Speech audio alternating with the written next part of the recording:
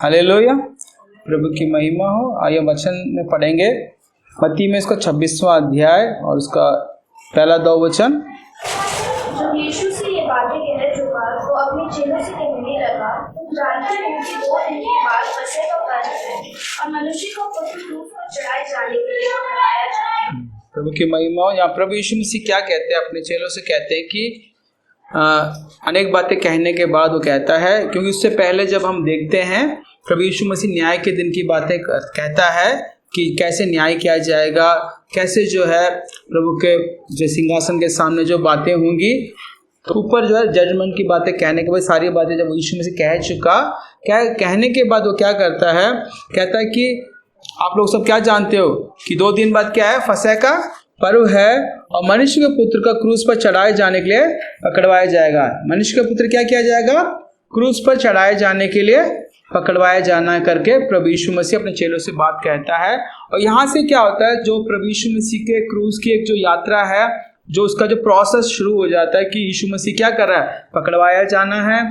उसके बाद जो है वो क्या करेगा, जो प्रभु भोज का वो भी आयोजन करता है, फिर अनेक चीज़ें बातें, उसी के बाद में सारी बातें जो क्रूस पर मृत्यु तक की सारी बातें प्रोसेस में होती है। फिर तीसरे दिन प्रभु यीशु मसीह जी उठता है, फिर अपने चेलों के साथ रहता है, फिर स्वर्ग राज्य उठा लिया जाता है। हालेलुया।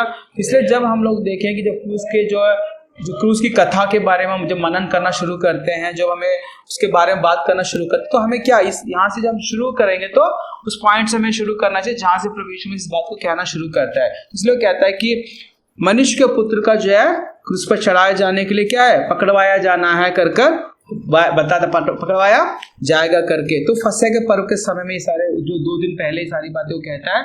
तो इसलिए हमें क्या करना, जब मनन करते हैं तो इस बातों का मनन करना हमारे लिए जरूरी है। मगर इसमें और एक बात क्या कहता है, तीसरे वचन में, तब प्रधान याजक और प्रजा के पुण्य कैफा नामक महायाजक के आंगन में इकट्ठा हुए और आपस में विचार करने लगे कि यीशु को छल से पकड़कर मार डाले, परंतु वे कहते थे पर्व के समय नहीं, कहीं ऐसा ना हो कि लोगों में बलवा मच जाए। अब जो है जो महायाजक था उस समय के जो प्रधान याजक थे उसमें से, और उनमें से क्या था, याजक भी थे और अनेक लोग थे वहाँ। कैफा नामक महायाजक जो है उसके आंगनों में सब लोग इकट्ठा हुए, सब प्लान करने लगे कि भाई यीशु मसीह को कैसे पकड़वाया जाए और कैसे मारना करके सारा प्लान कर रहे हैं। और वो कह रहे हैं कि पर्व के समय में हम नहीं करेंगे, क्योंकि वहाँ उस समय क्या होगा, बहुत जो एक बलवा मच जाएगा, जो यीशु मसीह पर विश्वास करने वाले लोग क्या करेंगे, बड़ा हंगामा करेंगे करके वो ऐसा प्लान कर रहे हैं। मगर हमें ये भी पता होना चाहिए कि जब ये जो महायाजक है, जो कैफा नामक जो महायाजक है,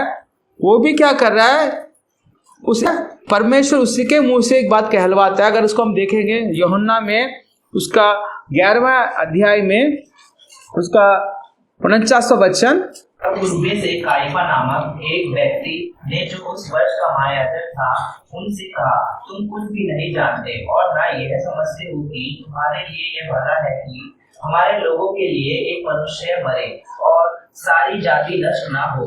ये बात उसने अपनी ओर से नहीं ना कही, परंतु उस वर्ष का महायाजक होकर भविष्यवाणी की कि यीशु उस जाति के लिए मरेगा। आमीन, हालेलुया।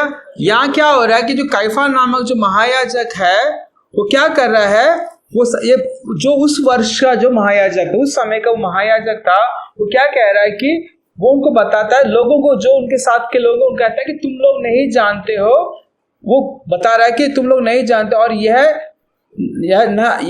ना ये समझते हो कि तुम्हारे लिए यह भला है कि हमारे लोगों के लिए एक मनुष्य मरे और सारी जाति नष्ट ना। वो कहता है कि ये जरूरी है कि हमारी जाति के लिए, हम सब के लिए एक मनुष्य मरे और बाकी सारे प्रजा नाश ना हो, परंतु क्या करे, बचाई जाए करके। और वो वचन कहता है कि उसने बोल तो दिया, जो महायाजक कैफा ने क्या बोल दी, सारी बातें बोली, और वचन क्या कहता है कि नीचे में यह बात उसने अपनी ओर से ना कही, परंतु उस वर्ष का महायाजक होकर भविष्यवाणी की कि यीशु उस जाति के लिए मरेगा।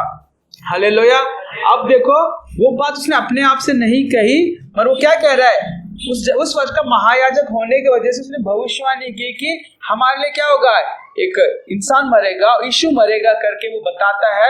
इस वचन में हमें समझ रहा है, इसका मतलब क्या, यीशु मसीह का जो मारा जाना था वो तो बहुत हजारों साल पहले भविष्यवाणी भी हो चुकी थी, मगर उस समय में उस समय का जो महायाजक था उसने भी वो भविष्यवाणी की, मगर उस भविष्यवाणी जो है उसने अपने आप से नहीं की, उसको वो जो है परमेश्वर ने क्या किया, उसके मुंह से भी कहलवा दिया कि भाई इस जाति के लिए एक इंसान का मरना, जो मनुष्य का मरना जरूरी है, और वो मनुष्य कौन है, वो मनुष्य का पुत्र प्रभु यीशु मसीह है। हालेलुया। इसलिए जो है हमें समझना चाहिए कि जो लोग प्लान कर रहे हैं यीशु को मारने के लिए भी, मगर वो उनमें से एक जो है भविष्यवाणी भी कर रहा है, और वो लोग उस भविष्यवाणी को समझ भी नहीं पा रहे और उस चीज को अंजाम दे रहे हैं। यीशु मसीह को पकड़ना है, प्लान कर रहे हैं और पकड़वाना है, और सारी तरीके से को मारने का, क्रूस पर तक मारने का क्या कर रहे हैं, वो लोग बात कर रहे हैं। तो ये जो प्रभु में जो हम लोग हैं, इस बात को समझना चाहिए कि जो ये बातें प्रभु यीशु मसीह खुद ही नहीं कह रहा, बाकी भविष्यवाणी भी हो रही है, क्योंकि यीशु का मरना क्या है, लोगों को बचाया जाएगा।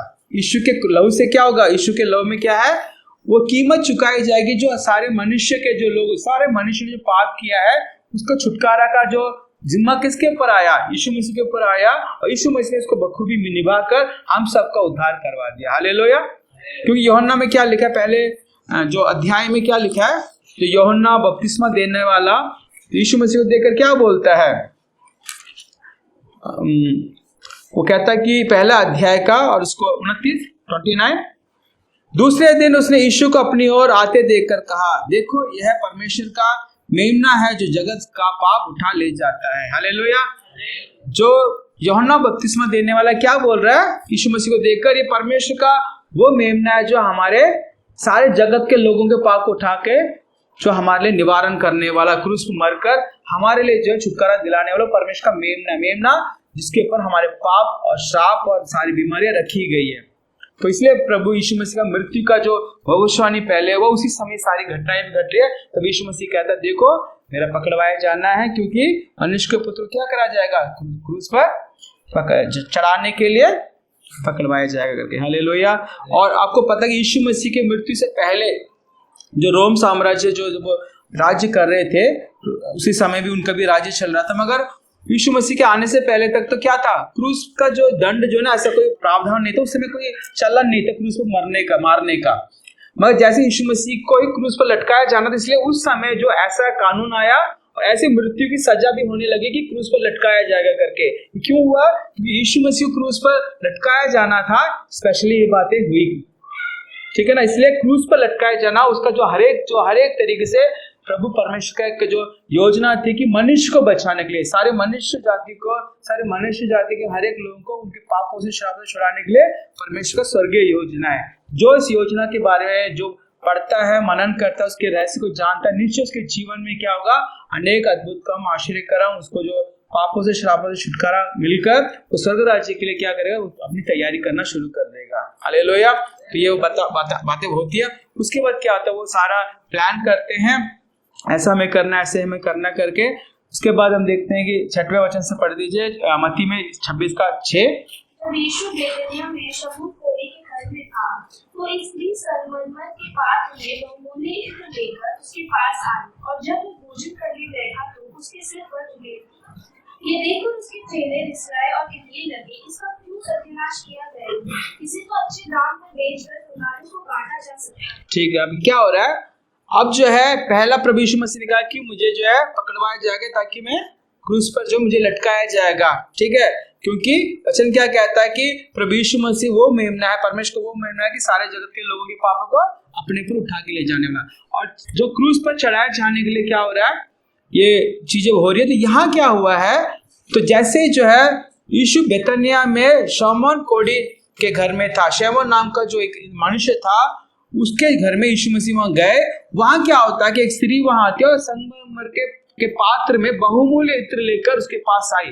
इतना जो बहुत कीमती जो इत्र को उसके पास लेके आई। वहां लेके आने के बाद क्या हो गया, जब वो भोजन करने बैठा था तो उसके सिर पर उड़ेल दिया। तब वो यीशु मसीह जब भोजन करने बैठे थे, तब उस स्त्री ने क्या किया, उस इत्र को जो है यीशु मसीह के ऊपर उड़ेल दिया, उसके सिर पर उड़ेल दिया। मगर यहाँ क्या होता है, यह देखकर जो चेले थे क्या करने लगे, बुड़बुड़ाने लगे, रिसियाने लगे और कहने लगे, इसका क्यों सत्यानाश किया गया? ये इत्र है वो इतना महंगा है, उसको तुम वेस्ट तुमने क्यों किया करके क्या करने लगे, उस स्त्री को क्या कर रहे हैं, उसको बोल रहे हैं, उसको डांट रहे हैं, उसको सता रहे हैं। नीचे हम लिख देखते हैं, वो क्या करे, इसको क्या आगे कहता है कि इसको हम बेच कर क्या कर सकते हैं, अच्छा दाम में इस इत्र को बेचकर हम कंगालों के लिए क्या कर सकते थे, बांट सकते थे। इतना पैसा मिलता कि हम क्या करते, उसको बेचकर कंगालों को क्या करते, उनके बीच में बांट देते, उनको जो थोड़ा तंगी कम हो जाती करके। यीशु मसीह क्या बोलते हैं, यह जानकर यीशु ने उनसे कहा, स्त्री को क्यों सताते हो, स्त्री को तुम क्यों डांटते हो, क्यों सताते हो, कि उसने क्यों इस इत्र जो मेरे सिर पर उड़ेला करके तुम क्या कर रहे हो, उस स्त्री को क्यों डांटते हो करके, सताते हो करके प्रभु यीशु मसीह कहता है। और उसने कहा कि उसने क्या किया है, मेरे लिए भलाई की है। हालेलुया। जो स्त्री ने जो यीशु मसीह के सिर पर जो इत्र उड़ेला है, उसने क्या हुआ, उस स्त्री ने अच्छा काम किया। तुम अच्छे काम करने वालों को क्यों सताते हो, क्यों उनको डांटते हो करके प्रभु यीशु मसीह ने अपने चेलों से इस बात को कहा। फिर वो कहता है, नीचे बात कहता है, कंगाल तो तुम्हारे साथ सदा रहते हैं, परंतु मैं तुम्हारे साथ सदैव ना रहूंगा। क्या बोलता है यीशु मसीह, जो कंगाल हैं, जो गरीब लोग हैं, या जो इस दुनिया में अनेक गरीबी है, जो चीजें हैं ना, वो हमेशा जो तुम्हारे साथ रहेंगे। फिजिकल वाली बात है, हमेशा वो रहेंगे, क्योंकि संसार जब से शुरू हुआ, उसके बाद जब इंसान जो पापों में गिर गया, उसके जीवन में पाप आया, तो क्या वो अनेक जीवन में उसके बहुत गरीबी आई, परेशानी आई, श्राप आई, इसकी वजह से उसके जीवन में कंगालपन हमेशा रहा। आगे जो है अभी भी हम देख रहे हैं, यीशु मसीह के समय में भी देख रहे हैं, लोग कंगालपन में रह रहे, क्योंकि उसके पीछे क्या है, कहीं ना कहीं श्राप और बंधन है, और उनको ना बढ़ने वाला जो उनकी आदतें हैं, वो सारी बातें मिलजुल कर वहां होती हैं। ठीक है, और वो यीशु मसीह कह रहा है, कंगाल आपके साथ हमेशा रहेंगे, तुम लोग के साथ रहेंगे, मगर यीशु मसीह कहता है, मैं तुम्हारे साथ सदैव ना रहूंगा। फिजिकली कहता है यीशु मसीह। क्या कहता है, जो अनेक जो प्रभु यीशु मसीह पर विश्वास करने वालों के लिए क्या कहता है कि मैं संसार के अंत तक सदा तुम्हारे साथ रहूंगा।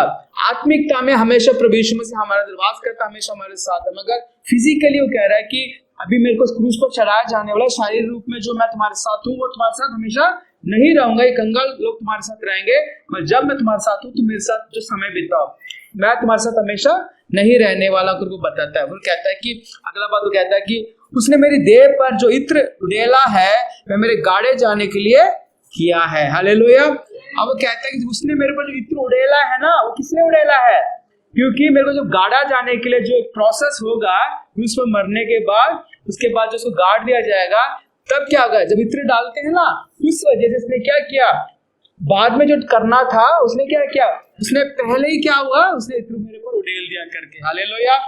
तो जो बातें प्रभु के लिए जो थी, जो करने वाली बातें हैं ना, कितनी कीमती हुई चीजें क्यों ना हो, मगर तो क्या है, वो उसने प्रभु यीशु मसीह के सिर पर उड़ेल कर यीशु मसीह के मृत्यु का जो चिन्ह है उसने दिखाया उसको। हालेलुया। कितनी बात वो देखें तो बहुत समय का बहुत बड़ा कीमती जो है ना एक इत्र था, जो उसने क्या क्या इकट्ठा किया और बहुत कीमती चीज को प्रभु यीशु मसीह के लिए सिर पर उड़ेल दिया, उसने दे दिया, समर्पण कर दिया करके। ये बात हमें समझना चाहिए। मगर उसके निशानी क्या है कि क्रूस पर मारे जाने के लिए, उसके जो गाड़े जाने के लिए जो एक चिन्ह है, उसके बारे में कहता है। तो उससे कंफर्म कर रहा है कि इसने मेरे पर इत्र उड़ेला है, मैं क्रूस पर मरूंगा। पहले वो कहता है कि क्रूस पर चढ़ाया जाने के मुझे पकड़वाया जाएगा। फिर वो कहता है कि गाड़े जाने के लिए उसने मेरे जो इत्र जो है मेरे पर उड़ेला करके, वो सिंबॉलिक सारी बातें उनको बता रहा है कि वो नजदीक टाइम बता रहा है ना, वो सारी बातें बता रहे हैं। हालेलुया। फिर वो कहता है कि मैं तुमसे सच कहता हूं कि सारे जगत पे जहां कहीं यह सुसमाचार प्रचार किया जाएगा, वहां उसके इस काम का वर्णन भी उसके स्मरण के लिए किया जाएगा। हालेलुया।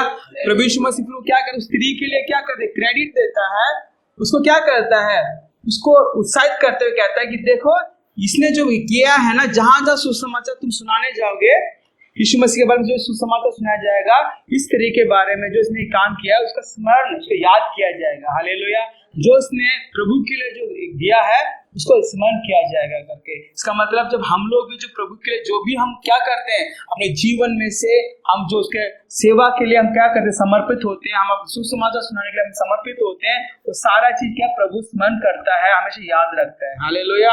तो ये इसलिए जब हम लोग मनन करते हैं, यीशु मसीह के क्रूस के बारे में मनन करते हैं, तो क्या होगा, हमारे जीवन में बड़े आशीष और अद्भुत काम होंगे, और उसका हम जो हिस्सेदार बनेंगे।